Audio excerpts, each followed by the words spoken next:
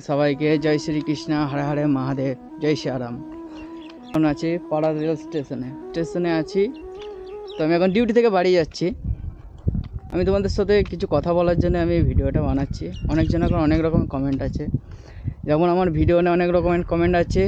সেটা কীরকম, মানে যে তুমি একরকম কেন কন্টেন্ট বানাচ্ছ, প্র্যাঙ্ক কন্টেন্ট, যেটি ট্যারিক প্র্যাঙ্ক কন্টেন্ট আমি বানিয়ে থাকি, সেরকম কন্টেন্ট তুমি সবসময় কেন বানাচ্ছ, তুমি অন্য কিছু ডিফারেন্ট কেন চেঞ্জ করতে পারছো না? সেই বিষয়ে রেল স্টেশনে ফাঁকা হয়েছে, চারিদিকটা ফাঁকা তোমরা দেখতে পাচ্ছ।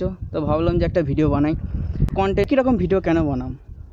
তো আমি তাকে বলতে চাই যে ম্যাক্সিমাম 1-1.5 মাস আমার কাছে এখন কোনো টাইম নেই, আর আমি এখন টাইম দিতেও পারছি না, কারণ আমি ভিডিও সাথে সাথে জবও করি। তো আমি এখন টাইম পাচ্ছি না, ছুটি পাচ্ছি না।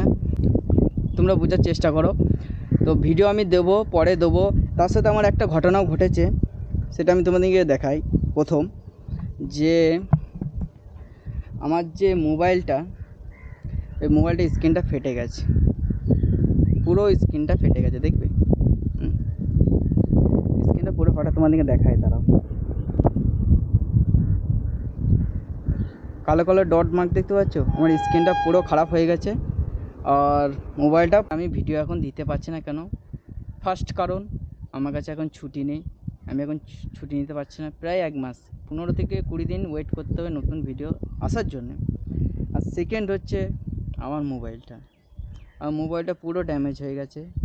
বাইক চালার সময় আমি যখন বাইক রাইডিং করছিলাম, তো এটা পড়ে গেছে, পড়ে পুরো স্ক্রিনটা ফাটে গেছে। দেখতেই পাচ্ছ কালো কালো ডট হয়ে গেছে স্ক্রিনে, তোমরা হয়তো দেখতে পাবে স্ক্রিনে কালো কালো ডটও হয়ে গেছে।